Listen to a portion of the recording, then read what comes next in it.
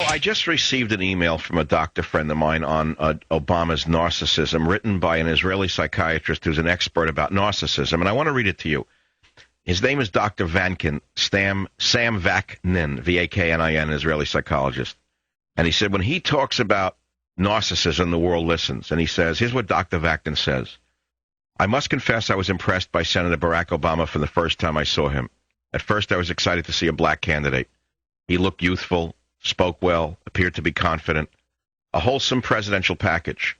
I was put off soon, not just because of his shallowness, but also because there was an air of haughtiness in his demeanor that was unsettling. His posture and his body language were louder than his empty words. Obama's speeches are unlike any political speech we have heard in American history. The fact that Obama is a total incognito with zero accomplishment makes this inexplicable infatuation alarming. Obama is not an ordinary man. He is not a genius. In fact, he is quite ignorant on most important subjects. Obama is a narcissist. Dr. Sam Vaknin is the author of The Malignant Self-Love, believes Barack Obama appears to be a narcissist. Now, he then goes on and gets into an area that I touched on, and that is the trauma of his early life. Remember I put Obama on the couch about a month ago, why he's like this? Listen to what the doctor says. Quote, Obama's early life was decidedly chaotic and replete with traumatic and mentally bruising dislocations, says Vaknin. Mixed-race marriages were even less common then. His parents went through a divorce when he was an infant. Obama saw his father only once again before he died in a car accident. And then his mother remarried, and Obama had to relocate to Indonesia, a foreign land with a radically foreign culture, to be raised by his stepfather. At the age of 10, he was whisked off to live with his maternal white grandparents. He saw his mother only intermittently in the following few years, and then she vanished from his life in 1979. She died of cancer in 1995. He says, one must never underestimate the manipulative genius of pathological narcissists. They project such an imposing personality that it overwhelms those around them. Charmed by the charisma of the narcissist, people become like clay in his hands. They cheerfully do his bidding and delight to be at his service. The narcissist shapes the world around himself and reduces others in his own invented image. He creates a cult of personality. His admirers become his codependents. Narcissists have no interest in things that do not help them to reach their personal objective, and on and on. And so if you look at the article which we're putting up on michaelsavage.com, you will see that narcissists have appeared through history many times before. And he suggests that the senator is either a narcissist or he may have narcissistic personality disorder, NPD.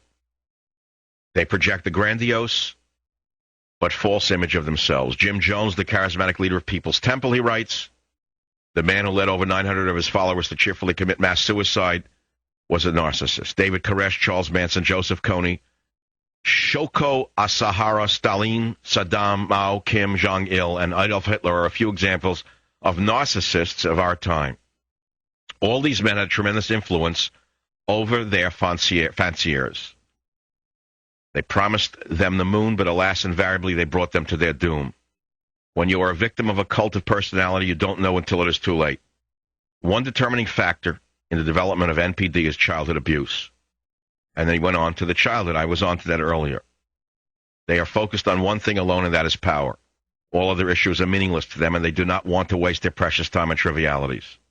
Anything that does not help them is beneath them and do not deserve their attention. So there it is. There it is. A man who lives in luxury, who takes a private jet to vacation in Hawaii, and who has raised nearly $500 million for his campaign, has no interest in the plight of his own brother. Why? Because his brother cannot be used for his ascent to power. A narcissist cares for no one but himself. The election was like no other in the history of America. What can be more dangerous than having a man bereft of conscience, a serial liar, and one who cannot distinguish his fantasies from reality as the leader of the free world? I hate to sound alarmist, he writes, but one is a fool if one is not alarmed. Many politicians are narcissists. They pose no threat to others. They are simply self-serving and selfish. He goes on. Obama evidences symptoms of pathological narcissism, which is different from the run-of-the-mill narcissism of a Richard Nixon or a Bill Clinton, for example. To him, reality and fantasy are intertwined. This is a mental health issue, not just a character flaw. Pathological narcissists are dangerous because they look normal and even intelligent. It is this disguise that makes them treacherous. Well, read it yourself. Go ahead, look at it yourself. Look at it yourself. He makes some predictions. I don't think I'm going to read it to you. He says, it's no wonder that Ahmadinejad, Hugo Chavez, the Castroites, the Hezbollah, the Hamas, the lawyers of the Guantanamo terrorists, and virtually all sworn enemies of America are so thrilled by this man. America is on the verge of destruction. There is no insanity greater than electing a pathological narcissist as president. He wrote this a little bit before the election.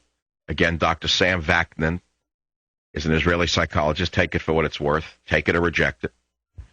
Your decision, but at least you're going to have an intelligent choice. You do not get that tonight from the speech of the imposter, the great imposter, the great imposter. We cannot sustain, whoops, was that my, oh, goodness. That's all right. All of you know who I am.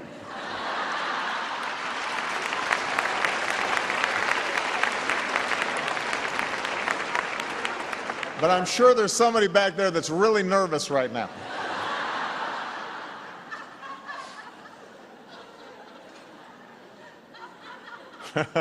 Don't you think?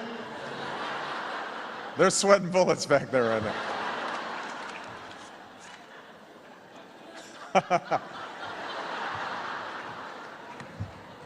Where were we? We got an army of shrinks in here talks about mania, schizophrenia, multifrenia, obsessions, and it makes me sick. It's all pride, it's arrogance, it's bullshit.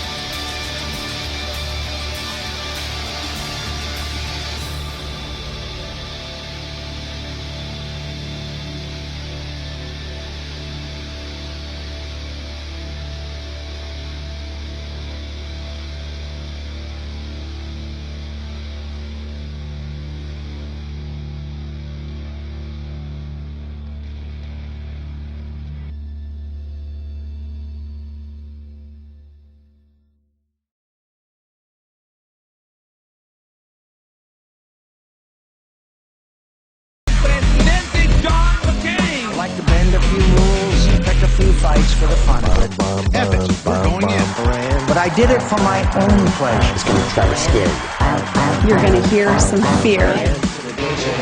They'll attack Iran. Whoops. Sure, Hamid will be destroyed. We lost their trust. Are you kidding me, folks? My fellow prisoners, Go back to your cell. It's going to be very tough on you now. threaten the security of all Americans.